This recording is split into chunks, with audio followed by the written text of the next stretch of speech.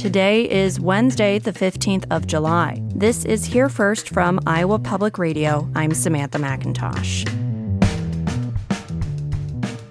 A data center company building in eastern Iowa is injecting $5 million into workforce development near Cedar Rapids. IPR's Eliza Billingham reports. QTS Data Centers is building a 1,000-acre campus outside Cedar Rapids. New projects like this increase the demand for skilled workers across the state. And that's why QTS says it's investing millions of dollars to encourage young people to get into the trades. Jebediah Novak at the Cedar Rapids Electrical Training Center says even once data centers are built, the work keeps going. About the time they get done building the building, they've already got planned retrofits to come in and start renovating and upgrading all the systems. Energy efficiency is such a huge thing anymore that we're constantly going back into the new building. The jobs are temporary, but the career is a lifetime. Novak says the Cedar Rapids area needs a few hundred more skilled trades workers right now. State projections expect Iowa to add nearly 6,000 construction jobs in the next 8 years. I'm Eliza Billingham, IPR News. The city of Palo near Cedar Rapids is moving forward with its proposed data center ordinance. Google wants to build a data center on 545 acres of land, which Palo could choose to annex into city limits. The city delayed the second reading of the ordinance after public outcry, but did not change anything from its original draft. The mayor says the city only faces the decision of whether to annex.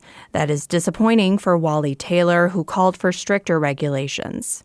Your focus seemed to be on trying to convince all of us that data centers are great things. You said you had two options. There's a third option: adopt a better ordinance. Some residents want stronger protections around peak power usage, waste management, and water quality.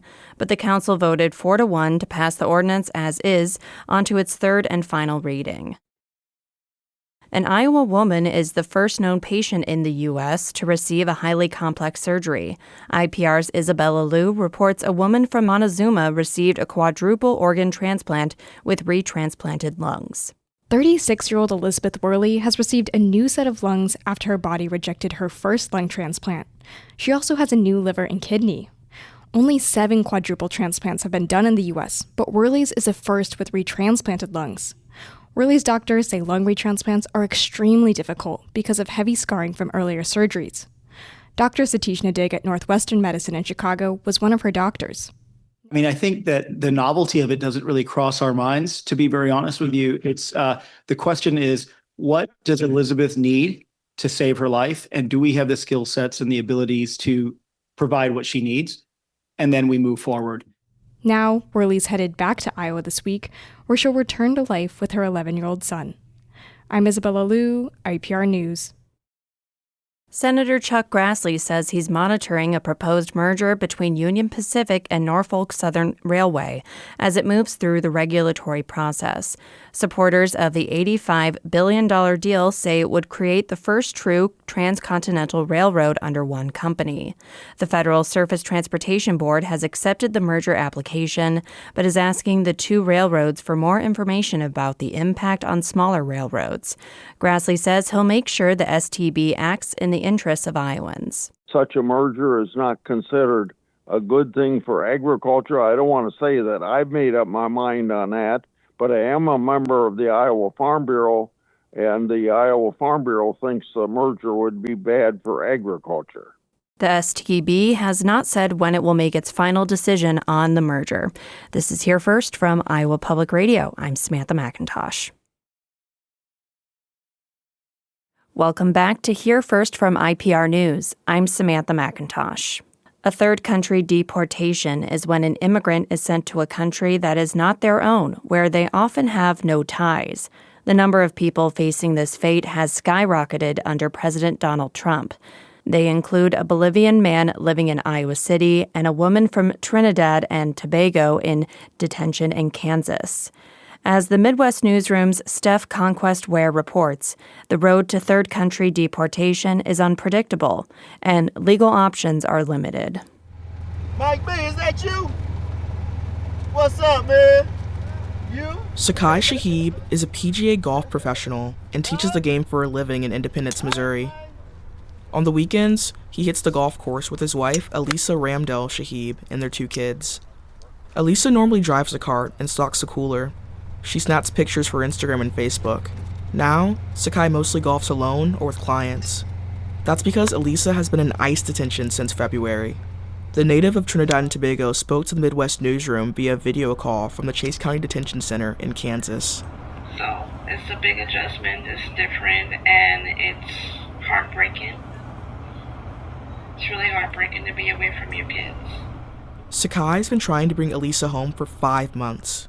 At the 6-month mark, she can file a writ of habeas corpus, a legal move that often results in ICE detainees being released while they appeal their deportation orders. And to have to put that face on of normalcy, and then knowing that, man, in the inside, my world is really crumbling.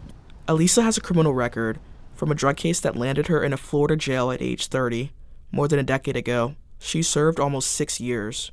Since January 2025, nearly 20,000 immigrants have been sent to countries other than their own, according to Third Country Deportation Watch, which tracks removals. Through court records, the Midwest Newsroom identified at least 30 people in ICE custody in Iowa, Missouri, Kansas, Nebraska, and Illinois that the Department of Homeland Security has tried or successfully removed to third countries. The Immigration and Nationality Act allows DHS to send deportees to alternative countries if sending them home is impractical, inadvisable, or impossible. Bram Elias is a law professor and director of the Immigration Advocacy Clinic at the University of Iowa. Even though it will only be applied to a small number of people, it could conceivably be applied to literally every asylum seeker in the United States. Millions and millions of people. Elisa came to the U.S. from Trinidad more than 27 years ago. A withholding of removal order from a judge means she cannot be sent back to her birth country, where she fears persecution from her former husband. He has drug convictions, and Elisa believes he lives on the island now. Here's her lawyer, Maya King. So they can always reopen that withholding of removal and try to send you back to your home country, or they might pursue a third country removal. 34 countries have agreements with the U.S. to receive deportees. Jose Ugar Cruz is worried he'll meet the same fate. Now living in Iowa City, the Bolivian came to the U.S. seeking asylum in July 2024 after he says he was tortured in his home country for refusing to help traffic drugs. A judge denied his asylum case, but ruled he could not be deported to Bolivia.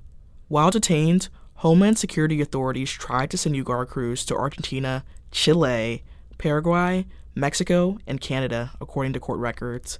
But he was released last December after filing a writ of habeas corpus. I thought I was free from the government and the ICE raids, he said at a June neighborhood meeting with immigration attorneys in an Iowa City suburb. In April, ICE detained Ugar Cruz again at a routine immigration check-in. Records show DHS tried to deport him to the Democratic Republic of Congo, a country at war and facing an Ebola outbreak. For me, it was terrible news since I don't have any relatives there. I don't speak their language, I don't even know their government, or what the Democratic Republic of Congo is going to be like. Ugar Cruz's lawyers fought his removal, and in May, authorities granted Ugar Cruz temporary release, leaving him safe from deportation for now. Back in Missouri, Sakai dreams of teaching Elisa how to play golf if or when she's released from ICE detention. I'm Steph Conquest Ware, the Midwest Newsroom. The Midwest Newsroom is a collaboration including NPR and member stations in Iowa, Kansas, Missouri, and Nebraska. The Midwest Newsroom is a member of the Trust Project. This is Here First from Iowa Public Radio. I'm Samantha McIntosh.